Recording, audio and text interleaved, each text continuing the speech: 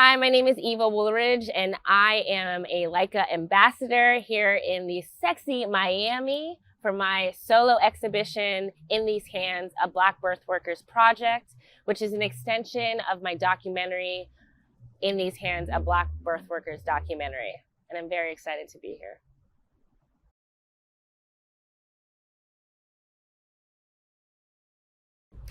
So In These Hands is a project based off of my documentary about the history and influence of Black birth workers and their progress in reproductive justice work today.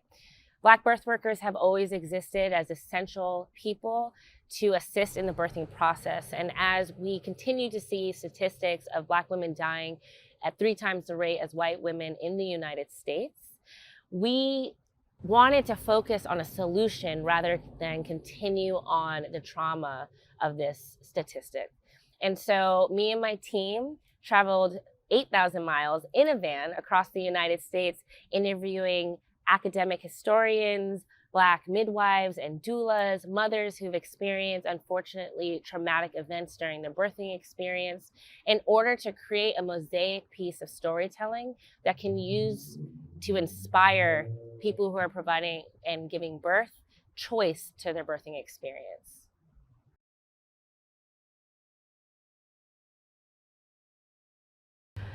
I was very fortunate to receive the Leica Woman in Photo Award in 2019, which was the first Women in Photo Award for my series Size of a Grapefruit, which was a focus on the emotional stages before, during, and after my ovarian cyst surgery and the microaggressions that Black women experience during medical emergencies. This grant changed my entire life, and I was able to progress as a professional full-time photographer. And each time Leica has provided the opportunity to give me a platform to speak on necessary experiences that my communities are having and what I can use this platform to do to provide awareness, exposure, and progressive work for my communities. I've always focused on reproductive justice work through conceptual art pieces, now to photojournalism and documentary work, to then leading a film feature for the first time. And it's all thanks to the courage that Leica has in order to provide this platform for people that are not afraid to challenge the systems and create a safer environment for women photographers, queer photographers, and BIPOC photographers to represent our communities proudly.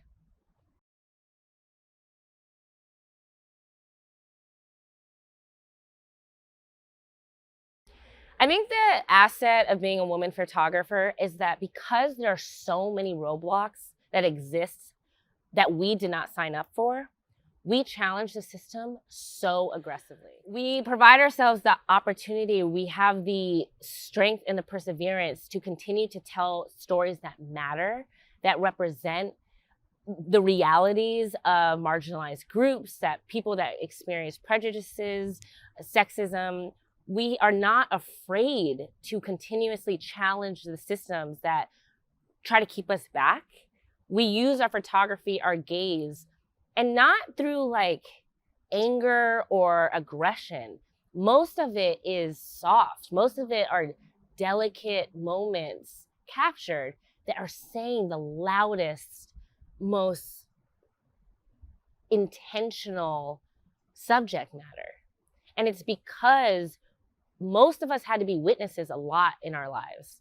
And it takes so much courage and perseverance in order to get a seat at the table, to demand a seat at the table, to continue to push and push and push. I was on a shoot for a major fitness campaign where I was the lead photographer with a lead female director, a lead female director of photography, and I was the lead photographer, still photographer. I had a gaffer. I introduced myself because I find it's important to introduce yourself to everybody. I said, "Hi, my name is Eva Woolridge." And he said, as he's carrying stuff, "Oh, are you the photography assistant? Oh, that's cool." And I said, "No, actually, that old white dude over there is my photography assistant. I'm the lead photographer." And he said, "Oh, shit. That was messed up. I'm really sorry." And I said, "Well, you said it, not me." That is perseverance. That is standing in the confidence of, I know why I'm here, and I'm going to continue to tell the stories that matter to me, and I'm here for a reason, because I'm providing a different gaze than the regurgitation of the same look, the same stories, the same perceptions of the human experience. If you're in a marginalized group, you're providing the freshest experiences. And that is what makes us assets. The ability to communicate with each other, to find connection, and to listen. That's what sets us apart.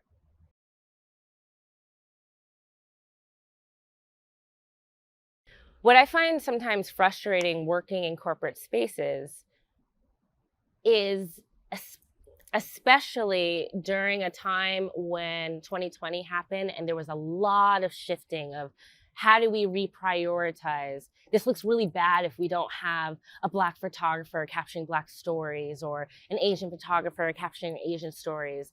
There was this momentum, this buildup of, we care, we need to be the leading something to ensure that we are not providing BS or performative branding or marketing. And there was this moment where it almost seemed possible that there was going to be a shift in the industry. And what is greatly disappointing is that not only have we settled back into this take a back seat, let's continue to provide jobs for people that we think the brand looks best for, which most of the times it's white cis men. It's frustrating that we're hungry for new perspectives and storytelling that are genuine and authentic. And I think there is a lot of fear to step up as a company and give these seats to people that also deserve it. There's enough pieces of the pie. And when you're afraid to provide statistical evidence that, for example, that Black women are 3 times as likely to die from birth, and that is storytelling that's factual, and you're afraid of how that may look on your brand. That says a lot about your inability to step forward as leaders in these industries. And I just want all camera companies to really reflect on how much are they ready to shift and how courageous are they to make that shift happen.